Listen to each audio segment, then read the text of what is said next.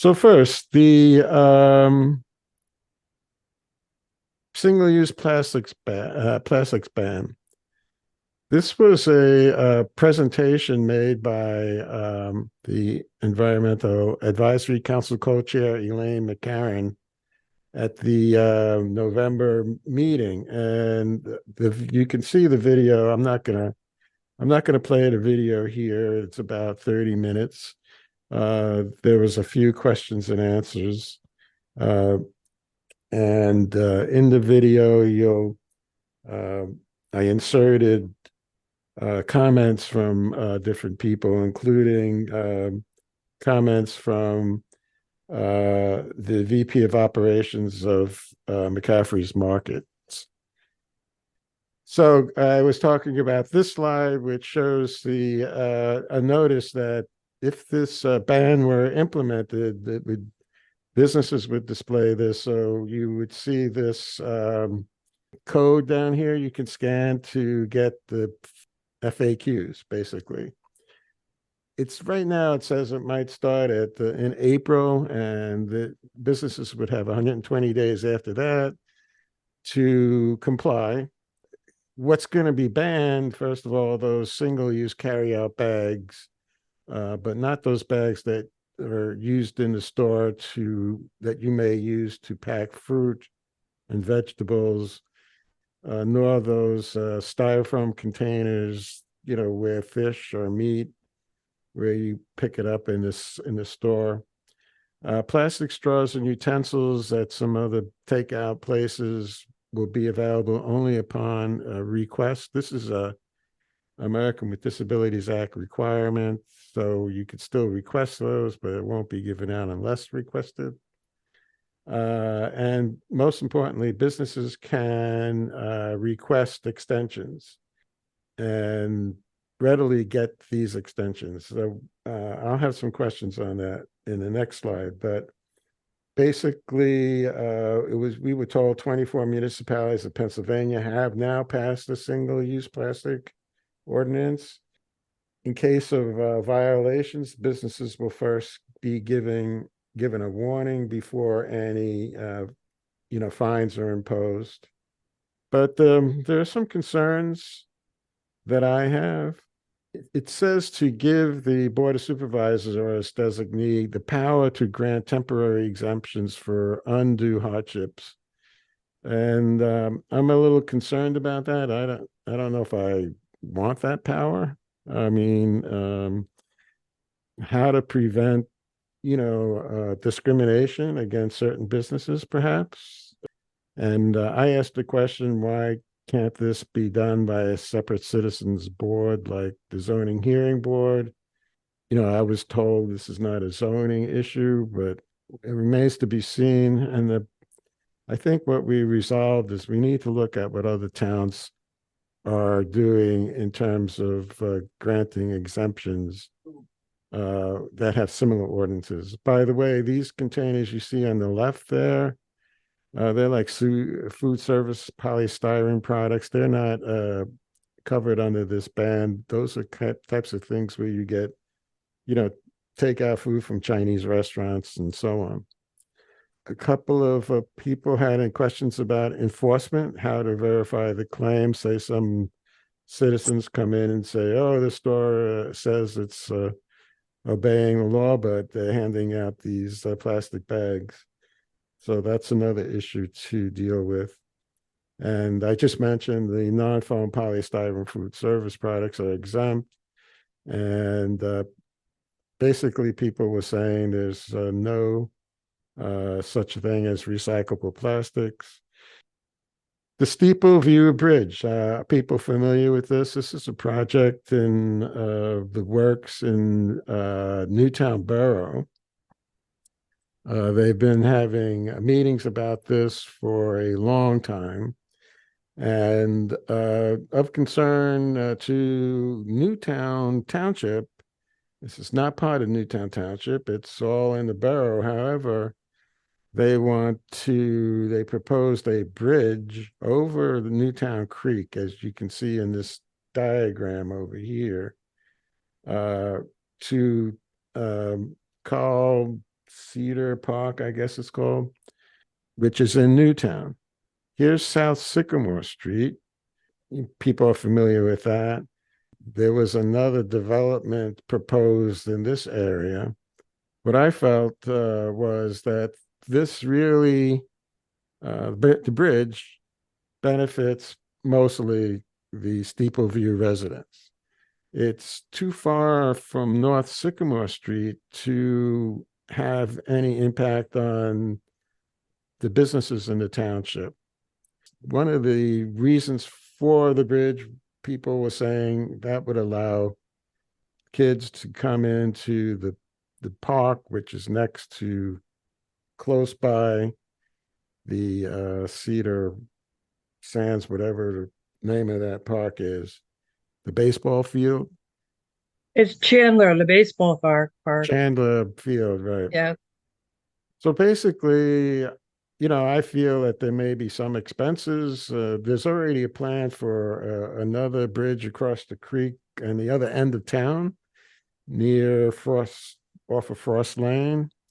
That's been in the works for a while, and we've applied for a grant to cover the cost of that bridge, which does lead directly to North Sycamore Street and businesses in that area and the whole shopping center, as if people would walk. I don't know. It's supposed to be for bicycles as well. But in any case, it does connect more with interesting areas in Newtown. And as regard to Steeple View Bridge, there may be some costs, and I'm not sure what they might be, but whatever they are, I feel we need to know more about it before I would, be in favor of this. Can we have some discussion about that? Uh, yeah, I guess you could do that. What's your point? Um, well, I have a personal opinion and then I can bring up environmental concerns about the creek. Mm-hmm. Um, Carl Cedia Park, I have some volunteer work there, developing pollinator garden around the gazebo. Um, so I took a walk down to the creek, but you have to go through some wooded area to get there. It's not there's no path or anything. So and I took a photograph. There's quite a bit of bank erosion on our side. So it's not that you can, just throw down a bridge there. And there's also there's also quite a few restrictions and prohibitions about development in a floodplain, which this absolutely is. Our JMZ jointure has quite a bit to say about that. They say just don't do it. And then there are restrictions on clearing woodland, and there is a whole strip of woodland along the creek on that side. And as I say, there's erosion. There's also restrictions on floodplain soils. So it's not a simple bridge. And then the borough or the developer was saying, well, we'll find a used wooden bridge. And I don't think that would be appropriate. I just see this really basically as an amenity for the apartment dwellers Right. that are going to be there. And they will have the access, be basically in their backyard. So, but as far as people from who use Cedia Park going over, it's it's not going to be amenity to go into someone's backyard where there's a lot of parking spaces. I don't think they're going to Carl Cedia Park to go shopping in the borough, and going back to. So Right. that's my 5 cents worth. Yeah, that's my point. I think it was primarily a benefit to the Steeple View residents, and I saw no benefit to the township. And if Right. maybe some people feel, well, we don't have to do anything, why not? But I just feel that every time somebody this comes along, there is a why not. And you mentioned a couple of things and something to keep in mind. And for me, it's always, hidden charges. Yeah. Uh, And the support behind it has changed. The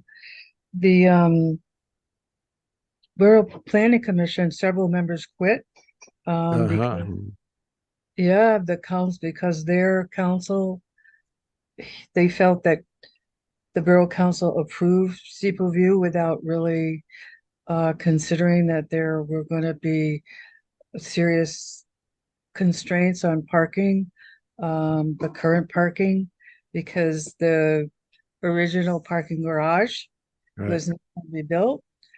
And then actually there was just a editorial in the Herald by Julia Waldorf, who's Yep. been Yep. the new Town Creek Coalition and with the council. I mean, for years, she's just been fantastic, you know, civic person. And she said she's not supporting it anymore. So Right. there's this withdrawal of support, from longtime civic leaders in the borough. And that's very significant, I feel. Okay, so it might not come as a issue for the township in any case. So we'll see what happens. Are there other supervisors that have opinions yet? The lawyer for the developer asked Mr. Fisher to find out if how the supervisors felt about the bridge. And he asked each supervisor individually. And I just told him my view. I don't know what other supervisors have said. I haven't had a chance to Uh-huh. speak to any of them about this. And so I really don't know until it comes up in a public meeting. I guess we're never going to know. But Well, yeah.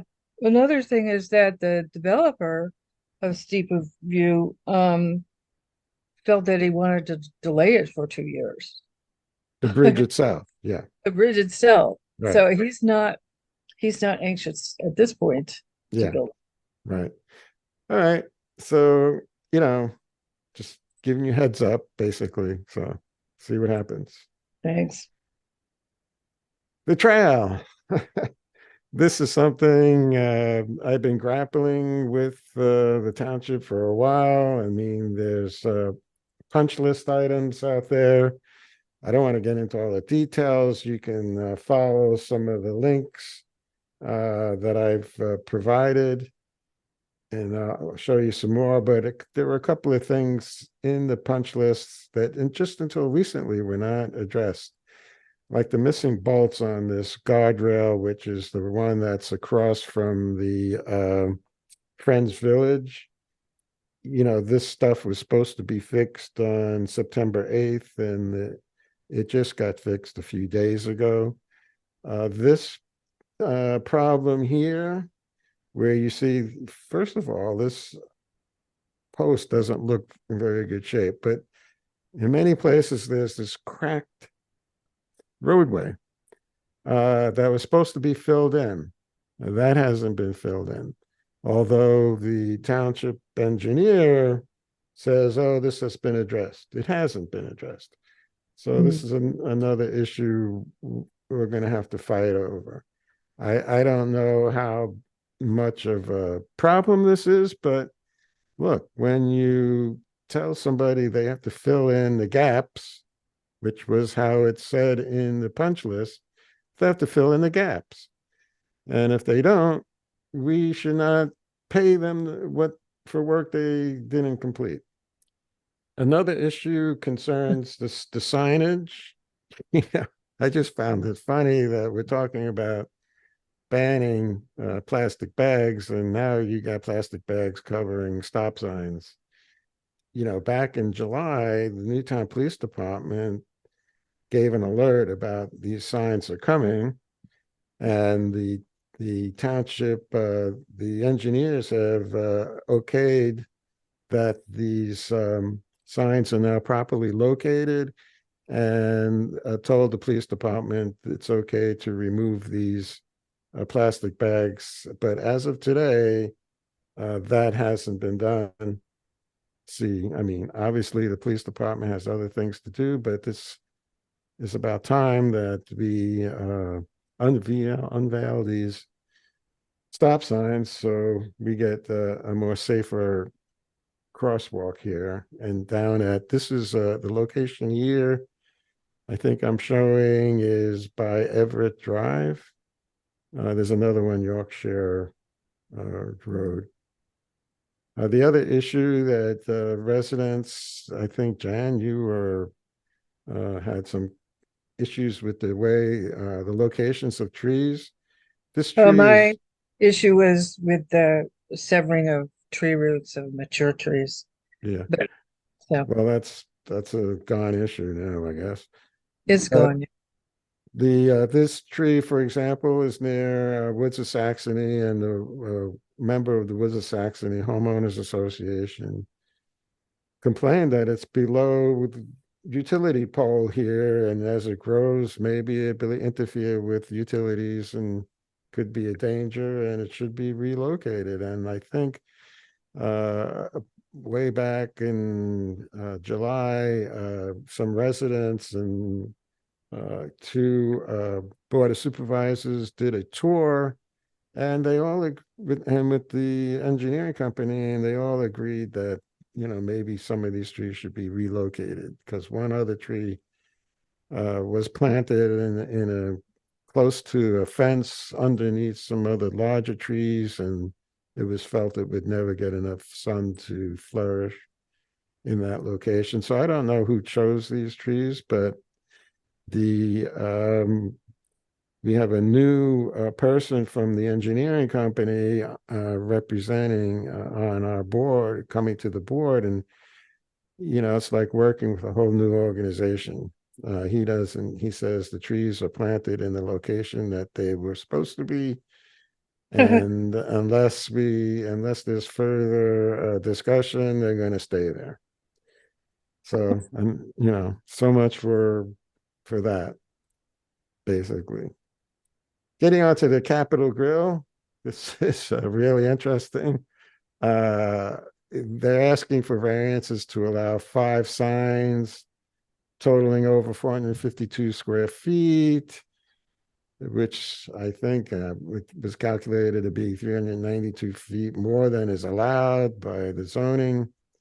And one of them is this sign, something like it, let's say. I just didn't have the actual sign, but it's a 13-foot by 6-foot sign, and it's on the back of the building facing Silo Drive. This is where the goose is walking from Silo Drive towards that, and it's a huge sign.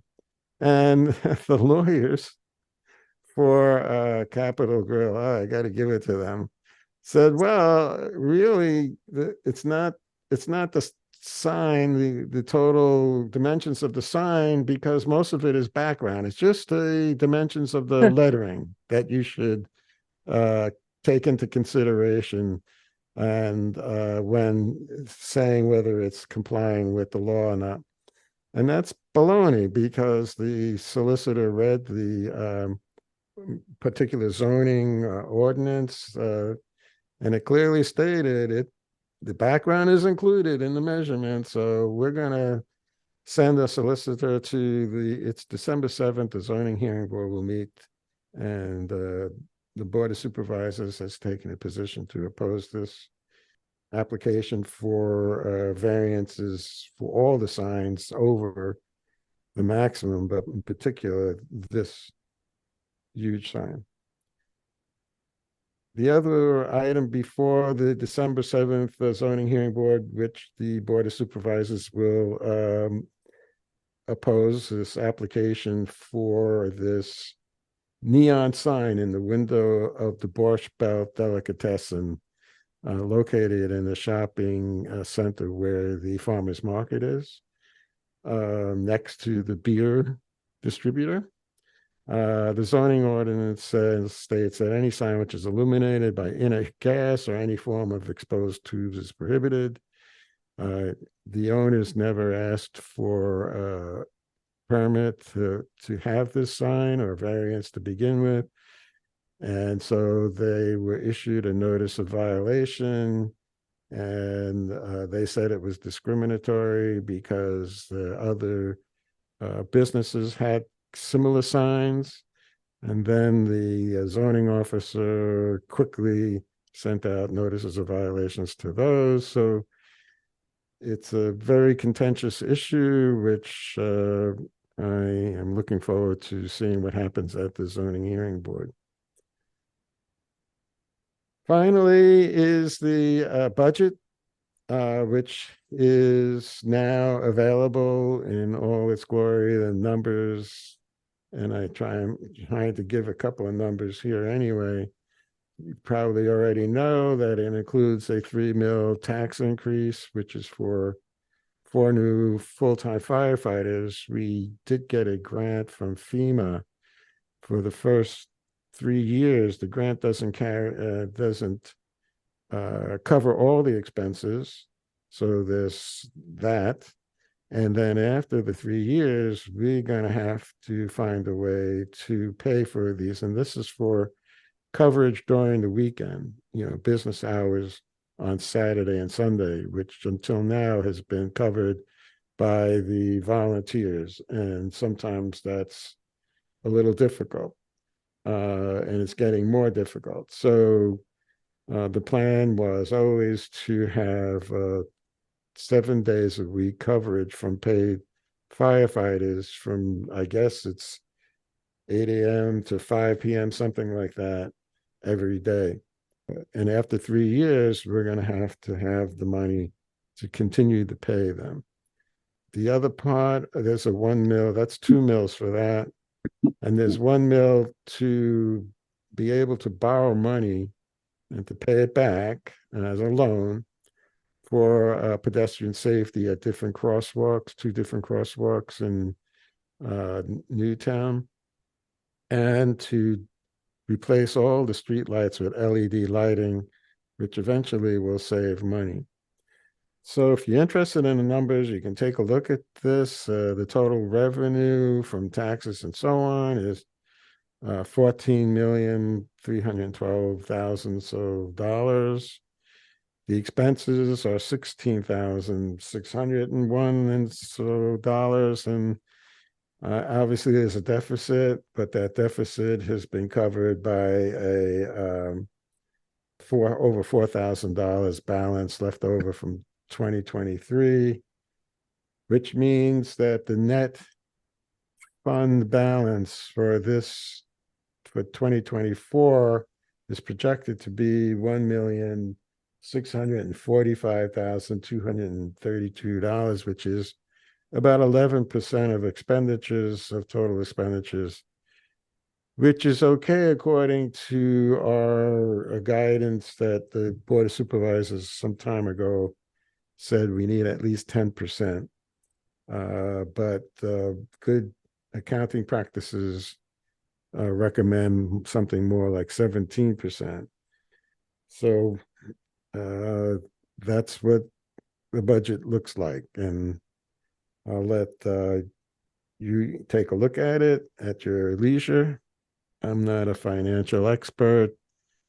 I just kind of agree that, we need the millage increase to have these 2 items. I think are very important. I wish there was more money allocated to road repair, because I think we may be doing even less than 2 miles, or just about 2 miles, where we need to be doing more like 4 miles a year. And I think on average, we've been doing only 2 miles for the last 2 years, 2.5 miles, something like that. So we're not even keeping up. The amount of roads that need repair is increasing. And, don't know where we're going to find the money for that, but some of it comes in from, the taxes you pay on gas, but that's being lowered every year. There are more electric cars. They don't pay that tax. So there's less and less of that money coming from the state, and we need other sources of money.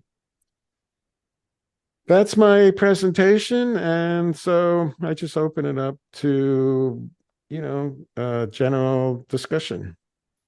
Hey, John. Yes, Bill. Yeah, hi. Just had a question. I saw a recent article about development that's going to go on over at Shady Brook. They're selling like 80 acres, and the Newtown Township seems to have a part of that. They do? Yeah. Yeah. How's And that? well, the parcel, the Shady Brook, I guess, occupies portions of 3 townships, and they're selling 80 acres, part of it to be developed by DeLuca.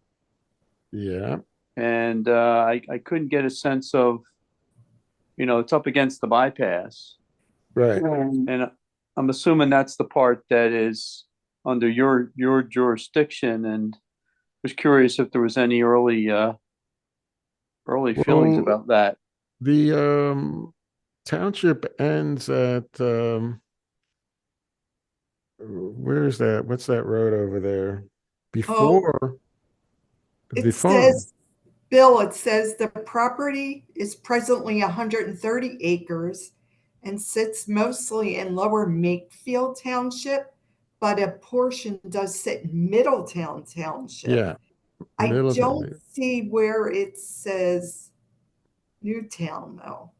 I thought there was a portion that was butts up against Newtown. Maybe I was wrong about that. They're selling 80 acres. I Yes. saw that in there. Well, they said where the current building is, that's part of what they're selling. Right. They're going to move the entertainment back to another building deeper in the property, I think.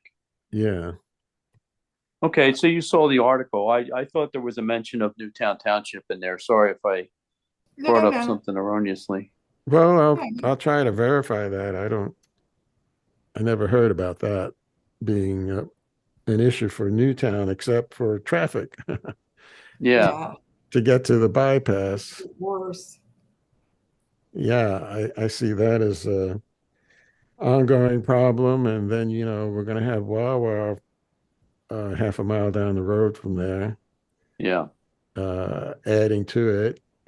And that's also an issue for Middletown, I know. Yeah.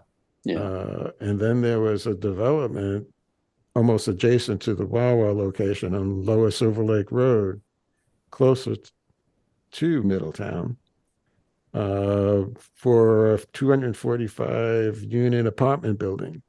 Yeah. Which, it's going to be crazy over there.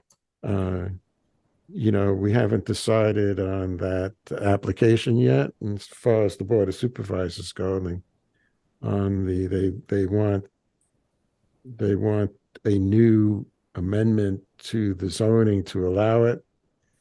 Mid-rise apartments. Every developer coming in now wants to change our laws so they can build whatever they want. Yeah.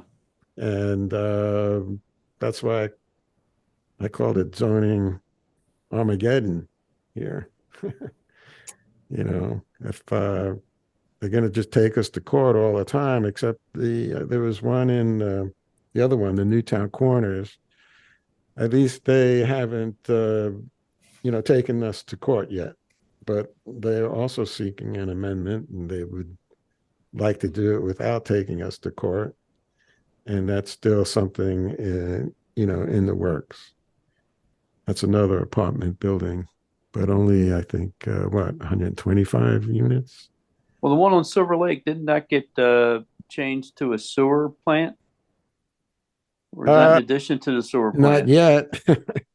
They're looking into it. The sewer authority has had a number of meetings, I guess, about that. And I think they probably talked to the developer, but I'm not sure what is going to happen. The developers coming back before the Board of Supervisors in December. I think the second meeting in December. So we'll see what happens then. They tried to Okay. take me off of that hearing, but at least I got back on there. Well, thanks for taking the question there, John. Appreciate it. No problem. Anybody else? I have something, John. Yes. 332, and I know that road belongs to the state, but the traffic and people are speeding like 55 plus. Is there any thought to developing a team or getting a team together to contact the state and explain how dangerous 332 is? Because it's all communities. And we're seeing haul trucks. I just saw a school bus run a light, leaning on their horn full blast. I mean, I'm dealing with an issue with Pico right now, with a transformer that's rotting in the Summit development where I live. So once I get that resolved, I have every intention of calling the state and having a discussion, but I'm wondering if we should actually form a team, maybe Middletown and Newtown together. Well, that's interesting. Who would be on the team? Me, Right? me, Bill, and Great. you. It's dangerous. And John, I know you're well aware of it because you're right here too. I know you're well aware of it. Well, I don't know about getting a team together. Usually it's residents who have Residents. a say who's impacted by it.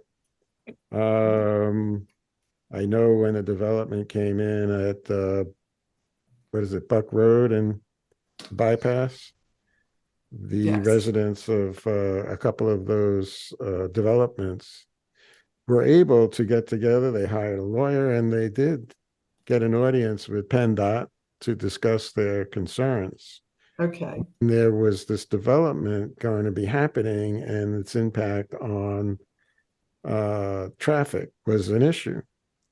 Right now, I mean, everybody's speeding everywhere.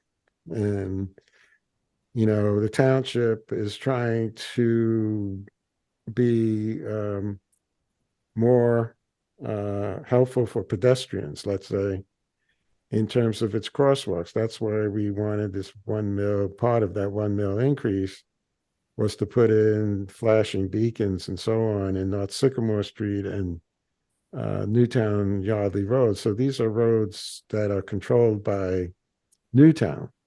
Right. And where we can actually implement those sorts of things. And we did reduce the speed limit, for example, on Sycamore Street south all the way to the bypass. And I Right. know people are speeding on South Sycamore. They're getting better, John. Maybe. I'm on it. I'm like up there every day. People are adjusting because initially I too needed to adjust to the Yeah, new. yeah. So I've noticed people.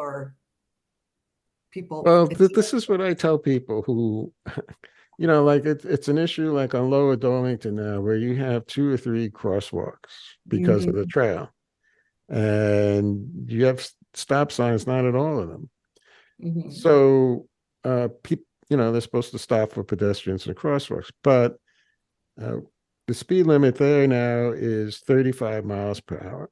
The Mhm. police department can only issue a ticket and be assured that it would be upheld in court if the speed is measured at over 10 miles over the speed limit. Mm. So basically, people can go 45 miles per hour on Lower Dolington and probably get away with it, even if there's a cop car there. But, good citizens would not. But we know that people speed. So if we lowered the speed limit to 25, you could still go 35. Mhm.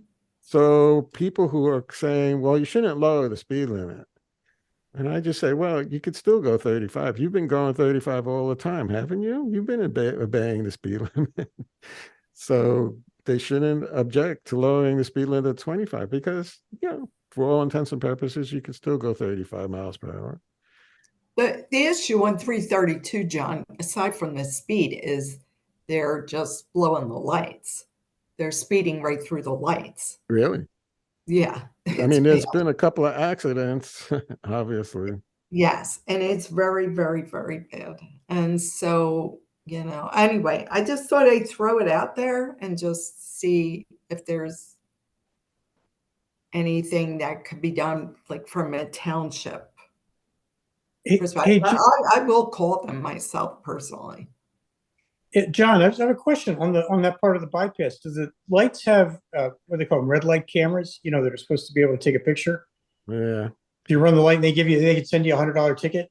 No, we don't do that. I don't know. Well, that would be PennDOT, I guess. Who would do that? I guess. There are cameras, but it's too late when the haul truck is running or a school bus or a car at 65, 70 miles per hour and blows a light and someone I know begins to enter the intersection, there are cameras, for example, on North Sycamore Street, and I've asked the police chief about exactly what you're saying. And he said, no, we don't do that. I don't know if it's permitted or not permitted by law in Pennsylvania. I know in New York it is because my wife got 2 tickets from the camera like that. I just heard that we just don't do that. So I don't know why the cameras are there, except if there's an accident, it can be documented. Okay. All right. Thanks, John. Okay. Nobody else has anything to complain about? Come on, somebody. Hey, John, this is Jim. No complaint, just curious, going back to the Capital Grille signage. Yeah. If they were to take the background off and just use black lettering. Yeah, why not? I don't know. Is that their way around it? Or how do those signs get measured, I guess? Or is it just the outline of it?